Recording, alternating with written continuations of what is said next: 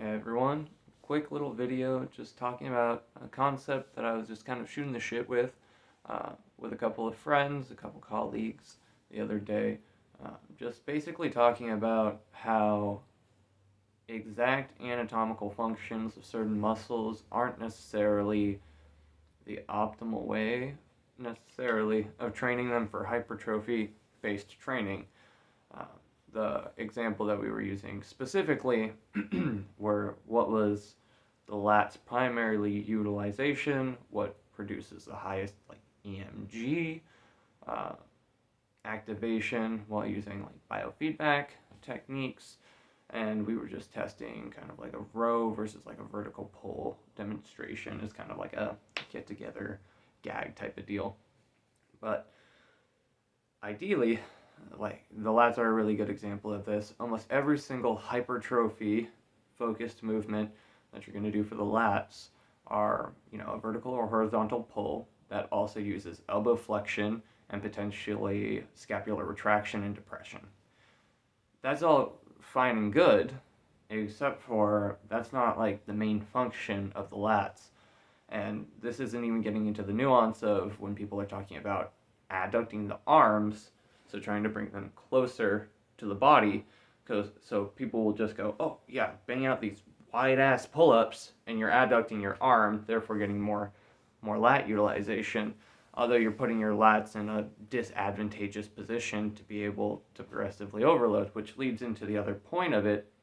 So the lat primarily brings the lat in, slightly extends shoulder extension to a certain point, and then it's primarily the rear delts along with other synergistic muscle groups, as well as internal rotation. So rotating the shoulder inward. Kind of like when you get that hunched forward position. So those are three primary purposes of the lats. These huge honkin' muscle groups. And so ideally, you think about a pull-up. Okay, it pulls the arm close to the body. It also bends the arm. And it doesn't, depending on how you do it, you're not internally rotating. If you're doing kind of like a hollow body or like a chest to bar variation, which won't affect it too much, but it does strike out like 1/3 of what it is. And then potentially, on how strong you are, if you're just pulling your elbow to here or out in front of your body at all, you're not getting that arm, that extension of the shoulder. Therefore, you're somewhat negating a big function of the lats. So why do we use these exercises that were like row for a big back, low row for huge lats, do your pull-ups for lats, do pull downs for lats?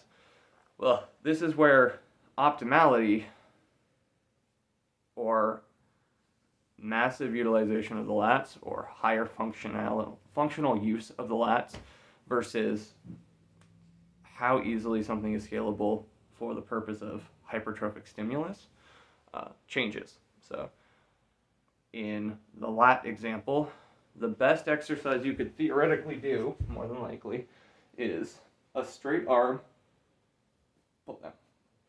Because you're getting the arm pulled close to the body, extended at the back, the other function, and then internally, you could internally rotate while you're doing that.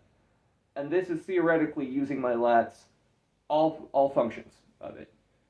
And you can get pretty good at this. You see a lot of people at the gym doing this. I think there's some practical application to it. But also, when we think about scaling, what do you think is putting more of an overall stimulus on the lats? A 50-pound, let's say even up to a 100-pound straight arm pull down?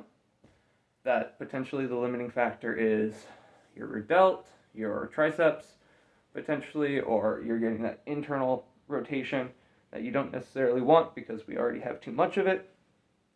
Or do you think getting a good high quality lat pull down, chin up, pull up within moderate grips is going to provide more of a total poundage or overall tonnage for your lats to respond to. That's why I think there's benefits to having hyper-specific ones if you're trying to maximize a specific muscle group.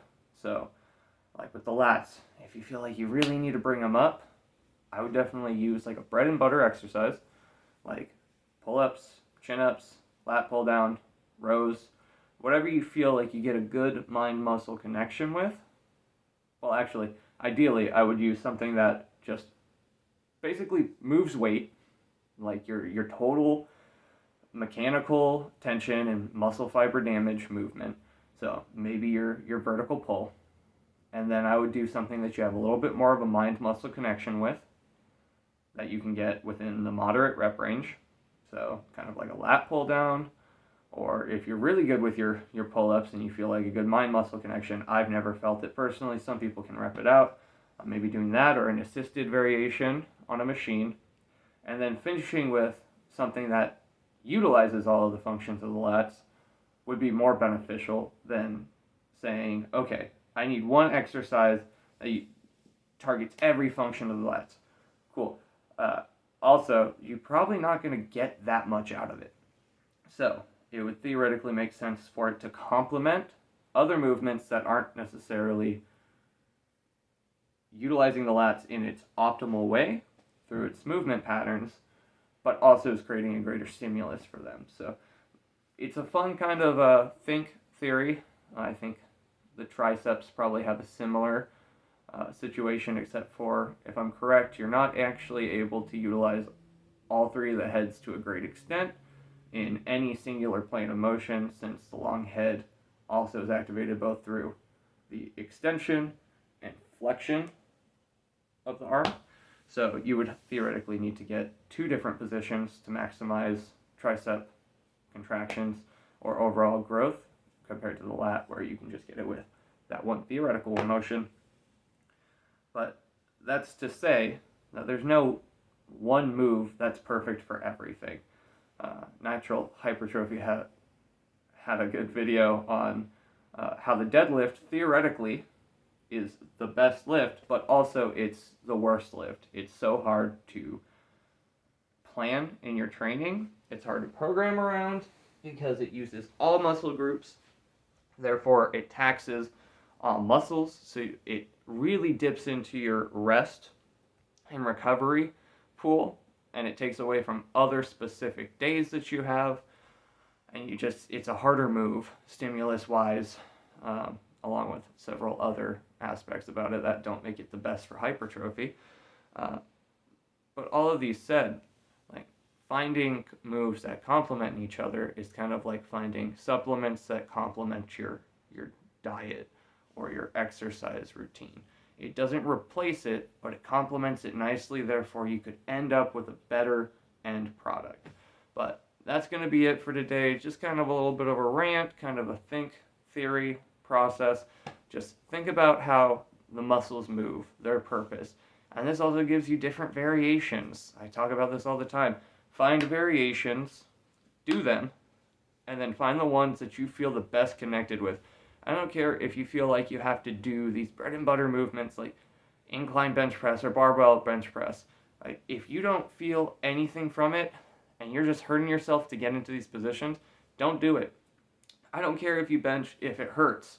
A, it's probably a form thing, because most people should be able to unless they have prior injuries or restricted movement. And B, if you can't do bench or you don't want to, just pick something else. Do dips, do push-ups, replace it with dumbbell press, whatever feels the most comfortable.